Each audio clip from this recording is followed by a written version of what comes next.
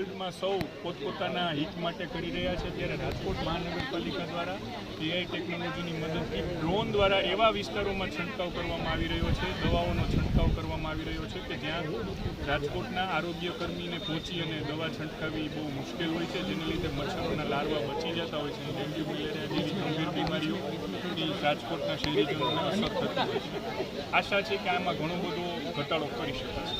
આ જે નદી પર વિસ્તાર ખૂબ લાંબુ છે, તો ખેત નદી દવાનો છંટકાવ કરવામાં આવે ત્યાં સુધી કામગીરી આ કામગીરી તો આખું વર્ષ જ્યારે જરૂર પડે ત્યારે ડ્રોનની આ જે ટેકનોલોજી છે એ કંપનીને કોર્પોરેશન દ્વારા મંજૂરી આપવામાં આવી છે, એટલે આખું વર્ષ આ કામગીરી ચાલુ છે.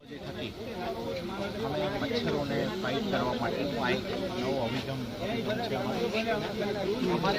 અમારી એક પ્રેક્ટિકલ મુશ્કેલી જે અમે સાઇટ ઉપર જે પ્રેક્ટિકલ મુશ્કેલીઓ હોય છે, અમારી મુશ્કેલી એ રહે છે કે ક્યાંય પણ જ્યાં માણસ નથી જઈ શકતો ત્યાં કઈ રીતે ફાઇટ કરવું. તો આ ડ્રોન થકી એવી જગ્યાઓ ઉપર પણ જઈ શકાશે, ઇઝીલી જઈ શકાશે. ત્રીજું, આનાથી મેપિંગ પણ થશે અને એક્ઝેક્ટ એ સ્પેસ ઉપર જ અમે એને કામગીરી કરીશું.